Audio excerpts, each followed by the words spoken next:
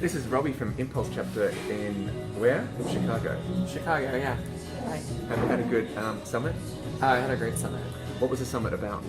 Oh man, that's a loaded question. Okay, name the three best things.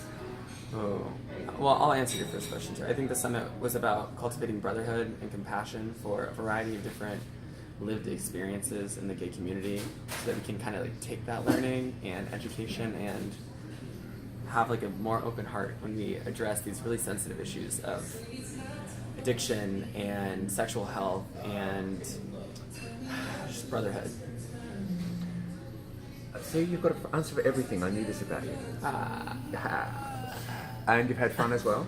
Oh, we had a great time. Oh yeah, that's the best part, is that just the people here are just so full of life and invigorating when talking about an issue that can very often seem somber, you know? Tell us about the ball. The talent ball was a very wonderful display of homosexual talents and artistic creativity, from dance to drag to lots and lots and lots of glitter. It might have been the best thing I've ever done in my life. So much glitter. Everybody had glitter on them, even if they didn't come with glitter on them. Yeah. Chemsex was a big theme of this one too, right? Oh, totally. So a reason I wanted to chat with you is because I've kind of got you in a kind of psychonautic bracket. You kind of have a fascination for the way drugs can change our spirituality. And you were talking to me about, I'm going to say the word wrong, tell me again. Hedonic Calendaring. If you've ever read the book Stealing Fire, they come up with this concept called Hedonic Calendaring, which is a way in which you would list out your flow-seeking activities. So anything from going to an EDM music festival, taking a specific substance, having some kind of emotional crutch, any tool that you use as an individual to get into what they call a state of flow. So that could be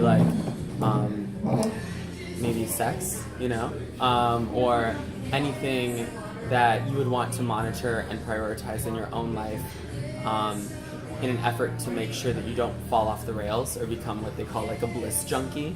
Because in our search for the greatest version of ourselves and to optimize our experience, what we sometimes forget is that if we don't put in those moments of pause, we can get thrown down a rabbit hole that is hard to recover from. So the concept being, when you've listed out these things and the level of priority, you match them to seasons, timing, and rituals in your life that help perpetuate this eventual future self that would be the ideal version of you. So what you're actually working towards, and kind of baking in these activities that may help in specific circumstances but may also pose risk in the forms of overuse, and addressing that from a very honest standpoint so that you can kind of be the most efficient in your search for individual growth and spiritual development. So, not that we're going to put all gay men into one basket, but there's probably rituals that gay men share in a gay life that could be incorporated, if we were going to talk more about this. Yeah. How a person who wants to incorporate chemsex in the safest way as possible into their life as an enjoyable, pleasure-seeking thing, and have lots of conversations about the other rituals in their life that they value and enjoy and want to protect, so that the chemsex enjoyment cannot interfere with that. Is that kind of... Yeah, I think when you try to parallel path this concept onto something as tricky as chemsex, it is something that needs to involve a lot of consideration as to the individual's capacity to kind of self-monitor, because you lose that when you're under the influence of certain substances. And I think if you were to, so if you're tying specific high risk activities with a ritual that might be you in a very safe space, or you surrounded by people that you actually know care about your well-being, that could be one way to kind of help mitigate any potential damage from Yeah, your arm's tired. You've been doing this the whole time. Pro. Yeah, not a pro, but amateur.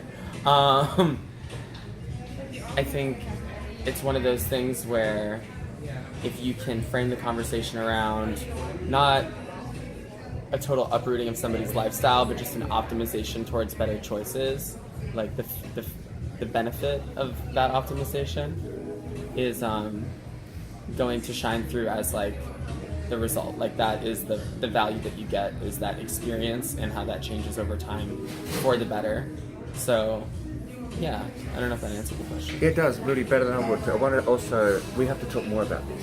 Yes. Can we talk more about this? Yeah, 100%. So you have to come to London or I'll come to Chicago. But look at this wall behind us. It's entirely devoted to Andy Warhol. Have you seen any of his films? Can I send you some? I'm a bad gay. No, they're way old and they're really bad actually. They're really bad. Okay. But you might get them. I have I have a fine taste for bad movies. One of them was called Sex. That's it. Oh, word. Okay, yeah, right in my alley. And guess what it's about? Sex. Abstinence. It's awful and it's black and white, but it's kind of, nobody can really say why it's good. Even the critics struggle with it, but it just, you'll get it. I'll send it to you. Oh, yeah, nice. Then I'll send you podcasts and things. Yeah. Okay. Short ones. Short. Yeah. What's that short book ones, you want me to read?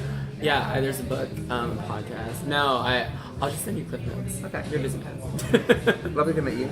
Same. Say goodbye. Bye. Bye.